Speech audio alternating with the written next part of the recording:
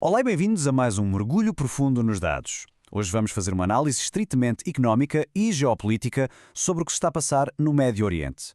A ideia aqui é deixar o ruído das notícias de lado, olhar para os números frios e percebermos exatamente quais são as forças que estão, neste preciso momento, a ditar as regras da economia global.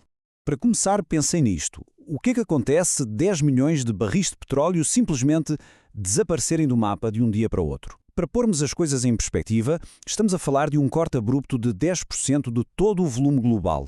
Isto não é um soluço temporário no mercado, é um choque físico absolutamente sem precedentes, daquelas coisas cujas ondas de choque se sentem muito além de um simples aumento nas bombas de gasolina. Ora bem, vamos lá ver como tudo isto se desenrola. O nosso roteiro passa pelo bloqueio de Hormuz, o efeito dominó industrial, os mercados globais, o papel da China, como é que as empresas se estão a proteger e, claro, como será o novo cenário energético global. Ponto número 1. O bloqueio de Hormuz. Geopolítica contra a realidade. Para percebermos o clima que se vive, temos de analisar a retórica de forma totalmente neutra. Temos aqui uma citação de Donald Trump que diz: "Estamos numa pequena escaramuça, eles não têm marinha, foram totalmente aniquilados." Independentemente de quem fala, o ponto a reter aqui é como esta linguagem serve, na verdade, para projetar controlo e calma dos mercados internos, desvalorizando um bocadinho a tensão real, mesmo depois de vermos ataques a instalações petrolíferas nos Emirados. E isto ilustra brilhantemente o nível de assimetria que temos no terreno. De um lado, uma demonstração de força gigantesca dos Estados Unidos com o chamado Projeto Liberdade, basicamente contra torpedeiros pesados a escoltar navios comerciais. Do outro lado, a frota Mosquito do Irão. Uma guerra assimétrica. Embarcações minúsculas e rápidas que não precisam de muito para tirar partido de controlarem um ponto geográfico mais apertado e sensível da região. O que nos leva ao ponto 2, o efeito dominó industrial e a contagem decrescente para a ruptura. Deixando a diplomacia um pouco de lado, vamos descer à engenharia da coisa. Se houver um bloqueio, a queda é uma sequência mecânica inevitável. E sabem que mais? No primeiro mês quase ninguém dá por nada, porque os navios que já estavam no mar continuam a chegar aos portos. Mas depois, os navios em alto mar esvaziam. A seguir, os inventários em terra esgocam-se. Sem volume, os oleodutos perdem a pressão técnica para funcionar. E o último dominó a cair são as refinarias que, sem crudo, têm literalmente de desligar as máquinas. Isto cria uma linha do tempo autêntica, um relógio a contar de forma decrescente. O primeiro mês passa pelos pingos da chuva. Chegando a junho, os mercados entram numa zona vermelha de perigo. Mas é em setembro que acontece o cenário que ninguém quer ver, a ruptura técnica total da produção industrial. E o problema é que parar refinarias não é como desligar um interruptor. Depois de pararem, demoram meses até poderem ser reiniciadas com segurança. Avançamos para o ponto 3, o impacto do petróleo e a leitura dos mercados globais. Reparem neste detalhe fascinante que mostra como os mercados estão a processar tudo isto. O preço do petróleo físico, o crudo que se compra ali na hora para ter o barril na mão, já saltou para a casa dos 140 a 150 dólares. Mas o preço futuro, aquele que é negociado em papel na bolsa para entrega daqui a uns meses, continua ali teimosamente presos na casa dos 70 dólares. O que é que isto nos diz? O mercado recusa-se a aceitar um bloqueio permanente. Estão basicamente a apostar todas as fichas de que uma resolução é inevitável a curto prazo. E a justificação para estarem tão otimistas é a imensa dor financeira assimétrica de que falamos. Se o Irão mantiver este jogo de desgaste, perde ali entre 5 a 7 mil milhões de dólares mensais. É muito, sem dúvida. Mas do lado de cá, as economias ocidentais arriscam prejuízos na ordem dos bilhões, sim, bilhões com B, de colapsos na indústria pesada. Este abismo nos valores explica perfeitamente por que razão uns têm incentivo em arrastar o problema, enquanto o Ocidente está sob uma pressão brutal para resolver o impasse.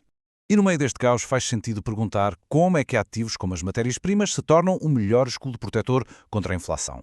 É uma matemática implacável. Energia cara inflaciona tudo. O cobre, que exige níveis massivos de energia para ser extraído, dispara. O alumínio torna-se insustentável de processar. Logo, para quem investe, agarrar-se a ativos físicos reais não é apenas um luxo, passa a ser uma tábua de salvação absolutamente vital para impedir que a inflação corroa o capital. O que nos traz ao ponto 4. A sombra da China e o seu papel de mediador secreto. Há um gigante neste tabuleiro que está a jogar num silêncio ensurdecedor. Vejam só este número, 60%. Uns impressionantes 60% de todo o petróleo que a China consome passa, de forma obrigatória, pelas águas daquele estreito. É o derradeiro calcanhar de Aquiles para a economia chinesa. E se dúvidas houvesse do peso deles nisto tudo, a máquina industrial da China devora qualquer coisa entre 30% a 60% de todas as matérias-primas do planeta. Ou seja, eles precisam desesperadamente de estabilidade para manterem as fábricas e as exportações a funcionar. Qualquer tremer nos mercados globais atinge-os como um sismo de magnitude 9. Portanto, aqui reside o ponto fulcral, o papel da China como o verdadeiro mediador sombra. Enquanto vemos muita retórica explosiva nos jornais, é através da influência silenciosa e implacável de Pequim nos bastidores que as peças se movem. Eles estão nos canais diplomáticos privados a forçar o bom senso com base na pura sobrevivência financeira de todos.